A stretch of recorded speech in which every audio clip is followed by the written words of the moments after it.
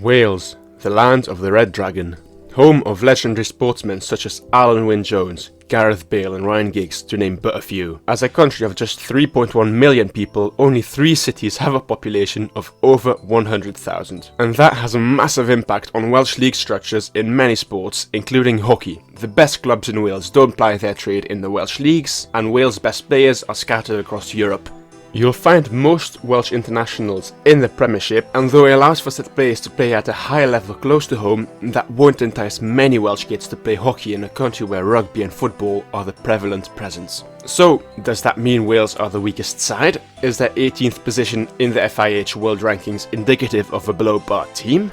Can we brush Wales aside and assume with a certain degree of certainty that they will be the wooden spoon in Group B? Absolutely not. Plausible? Yes, but not guaranteed by any means. As a matter of fact, I think Wales might surprise a lot of people and could end up beating France. It's certainly not a foregone conclusion, but it's a very real possibility nonetheless. But we'll get back to that point a little later down the line. First, a bit of information on the Welsh national hockey team and its players. Wales qualified for the 2021 European Hockey Championships due to their 6th place finish at the 2019 edition of the same tournament, where they narrowly avoided the drop into the second tier of European hockey by goal differential. They shocked England by drawing against them in the first group stages and then convincingly beat Ireland 4-0 in what could also be considered a shock win in the 5th to 8th place classification group. Prior to 2019, their last European Hockey Championships participation dated back to 1999. As a result, there isn't a huge data set to go off when analysing how Wales could perform and set up against their 2 other opponents. But even then, should we have unlimited data, and should Wales somehow know how to set their team up against the Netherlands and Germany in a way that negates their threats, it would take a miracle for them to take points off them. So here's where things get interesting. Realistically, France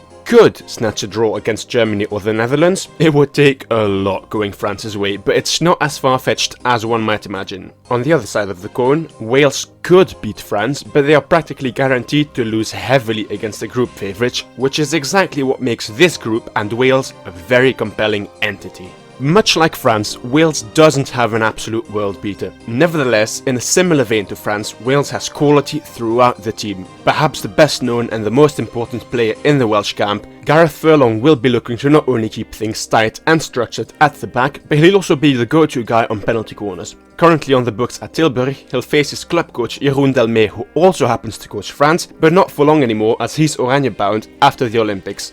Who will get the better of the other? Perhaps they'll balance each other out, but it'll be a very interesting affair. Also at the back will be Dan Kyriakides, who himself isn't a slouch by any means.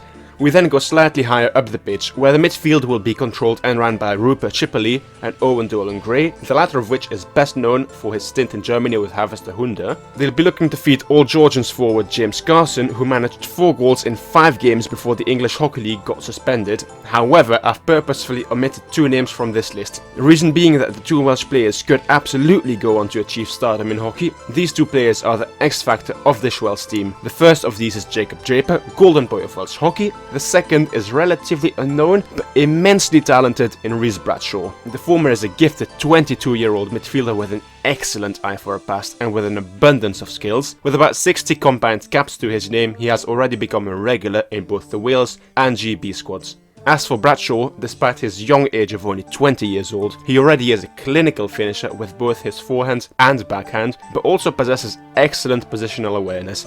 It'll be interesting to see how he performs on the forward line alongside Garson. It's not a stretch to say Wales indeed has talented player in all areas of the pitch, but is that enough? I mentioned Wales might be able to beat France, but it won't be an easy task.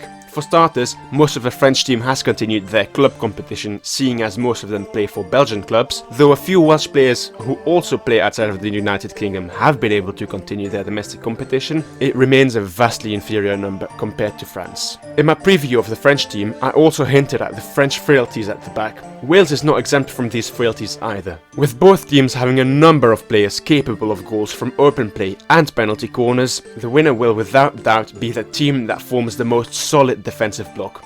As for their games against the Netherlands and Germany, I'm afraid we can write those off as wins for their opponents, though Wales will not go down without a fight, and I'll be rooting for Wales to nick a goal here and there. With Furlong being one of the most underrated PC specialists in Europe, Wales will undoubtedly be looking to throw fouls in the D. However, it would be foolish for them to solely rely on penalty corners and to not mix it up on the pitch. Their midfield is capable of exploiting gaps, and the forwards are capable of capitalising on these opportunities. But equally, the team is very prone to a defensive mistake, and they do have lapses where their opponents tend to get a few golden opportunities on goal. Wales isn't the best hockey team in the world. The Welsh squad is aware of that too. But they are tough. It's a gritty and passionate team with a couple of excellent players who can influence a game on their day. There's no questioning the fact that Wales, alongside France and Russia, will be the odds-on favourite for relegation to the EuroHockey Championships too. Nevertheless, they will give their opponents as tough a time as possible, and they'll not shy away from entertaining hockey whenever they get the opportunity to showcase just that.